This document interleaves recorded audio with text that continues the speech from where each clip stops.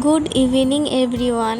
আজকে ছিল বৃহস্পতিবার, মানে আমার হাজব্যান্ডের ছুটির দিন। তাই সন্ধেবেলায় একটু দুজনে মিলে চা খাবো না, তা কি আর হয়। ও বলল ঝাল ঝাল মিষ্টি মিষ্টি একটু গুড়ের চা বানাও তো। তাই আর দেরি কি, আমিও ঝটপট লেগে পড়লাম কাজে। আরে না না, তোমরা কি ভাবছো আমি কি এখন চায়ের রেসিপি বলবো নাকি? লাল চা তো সবাই বানাতে পারে, কিন্তু আমাদের সন্ধেটা কেমন কাটলো সেটাই তোমাদের সঙ্গে শেয়ার করছি। আচ্ছা, তোমরাও কি এরকম গুড়ের চা কোনোদিন খেয়েছো?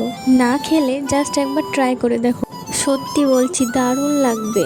আমিও আগে খেতাম না, তবে এখানে এসেই শিখেছি। এই যে তোমাদের সঙ্গে গল্প করতে করতে আমার চা বানানোও রেডি হয়ে গেল। এবারে এখানে অনেকগুলো কাপের মধ্যে আমার এই কাপটাই পছন্দ হলো। তারপর আর কি, এবারে চাটাকে ছেঁকে নেব দুটো কাপে।